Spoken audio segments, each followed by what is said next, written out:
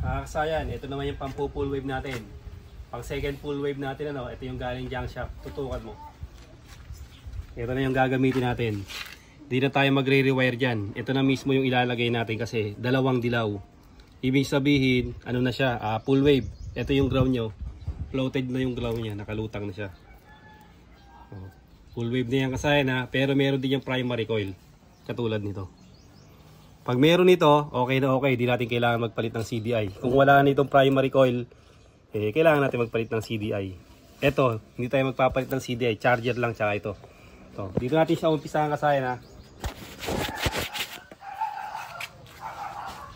Dito tayo mag-uumpisa sa pagwa-wire.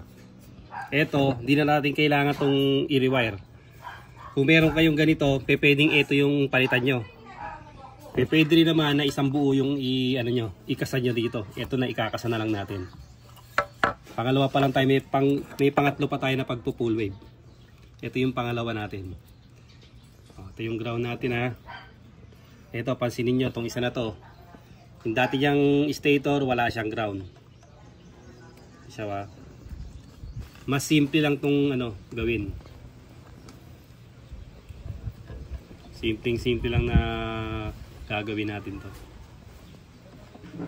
Kuha tayo ng socket dito.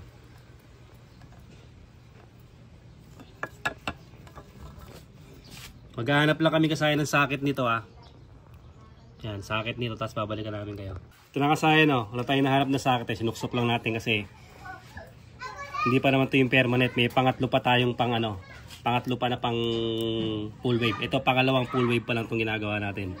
Ito siya ba? Kinabit na natin. Ito yung dalawang dilaw. Ibig sabihin, full wave yan. Ito, naka-float yung ground niya. Tapos ito yung niya, yung kakabit natin yung yung pulser. At saka ito yung pulser. Yung pulser, yung kulay blue. Tapos yung primary coil, ito naman yun. Ito yung ating primary coil ha. Alisin muna natin yung primary coil.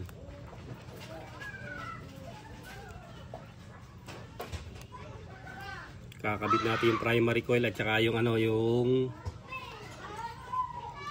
pulser, saka yung ground para gumana na yung ating gumana na yung ating motor.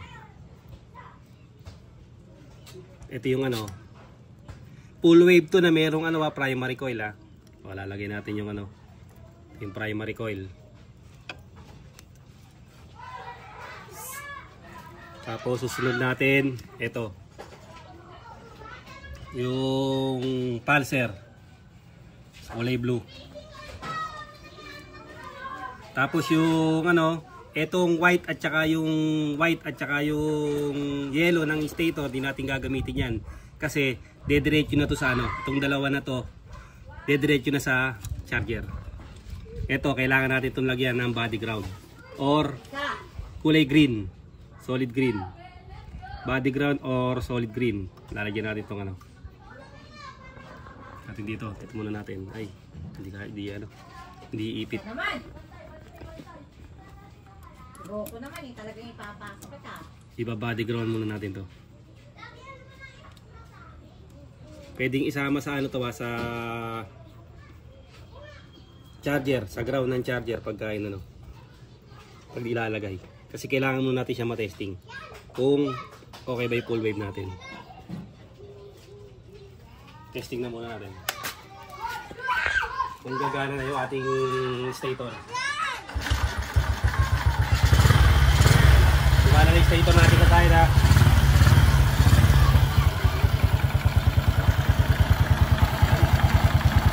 Dapat katulad ng ginagawa natin, lalagay natin sa body ground or negative. Dapat hindi siya umilaw. Yung dalawa na to dapat hindi umilaw. Pag umilaw, palpak yung full wave. Yan siya kasaya walang ilaw. Yung wire natin dapat siguradong matibay. Yan. Mga gagamitin natin wire. Tingnan natin ha. Okay, naka-body ground, meron. Hindi siya dapat iilaw. Hindi iilaw. Pero pagka nilagay natin yung clip natin dito, dapat umilaw siya. Dapat siyang umilaw. Ayan siya kasayan eh. Okay na okay yung full wave natin na nilagay. Yung full wave stator. Pwede kasayan na ganito lang ha. Tanggalin nyo lang yung ganito para yung tatak na halimbawa Honda, yung pa rin yung tatak nyo. Tanggalin nyo lang to, yun ang ikakabit. Ito kasi may pangatlo pa tayong tutorial. Kaya tatanggalin din natin yan. Ito na. Okay na kasayan na, umaandar na, naka full wave na.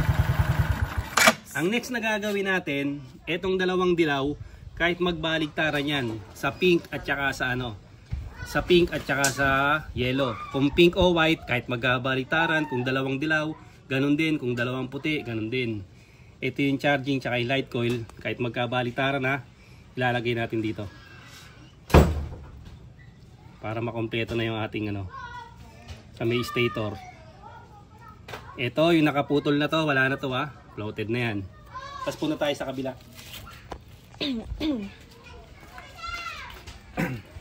Ito yung charger na tinanggal natin ha. Ito na ngayon yun. Doon din natin ilalagay.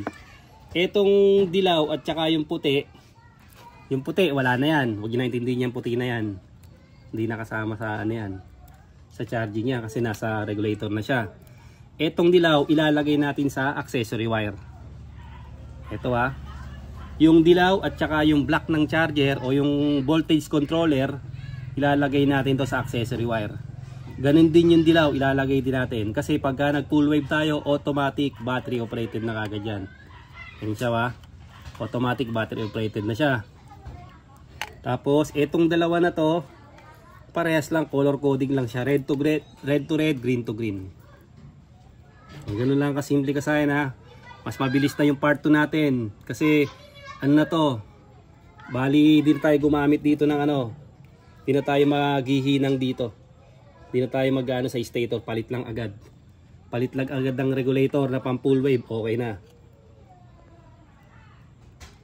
Yung pagdidikit ng dalawa na to ha. Ito yung pangalawang full wave natin, yung part 2 natin ha. Ayan, testing na natin. Ito na, may ilaw na tayo kasi nakakabit na to. Ito, tutok mo rito sa dilaw. Ayan na, as atras ka konti, pakita may ilaw. Pag tinanggal natin sa dilaw, ayan, wala tayong ilaw. Pag kinabit natin sa accessory wire, automatic, full wave, battery operated na kagad siya. Yan na siya ha.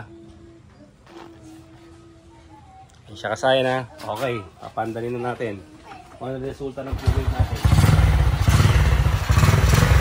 Ganda ng kuryente. Hindi na kailangan painitin yung makina oh. Hindi na kailangan painitin yung makina. Ang ganda ng kuryente niya. Tingnan natin ngayon kung nagcha-charge.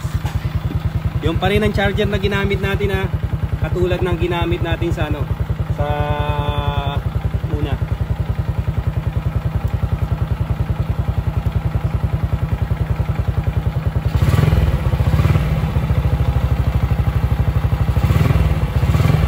Yan siya kasayan.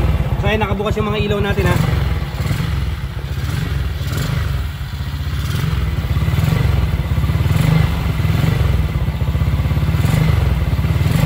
Headlight, park light, tail light. Tandaan nyo kasi pag na full wave yun na battery operated, magpalit kayo ng LED nito. LED tail light, LED park light, tsaka LED headlight. Okay na, tapos ito ha, pag hindi nakakabit yung ano natin, ilaw natin.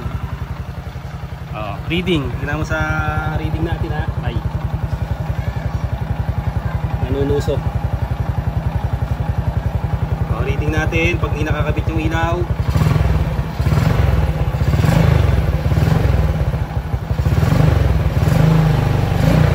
taas pa yung kasayan ha.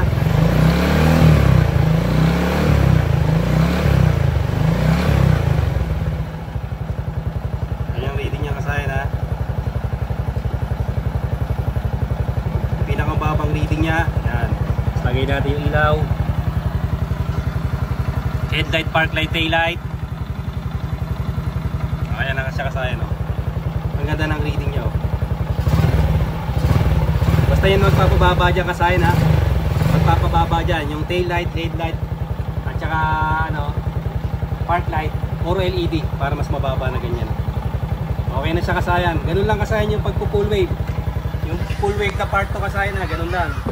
Pag gusto nyo pang maintindihan, may full wave tayo na part 1. Ito yung part 2 natin. Tapos meron pa tayong part 3. Hanggang dito na lang mga kasayan. Salamat sa panonood.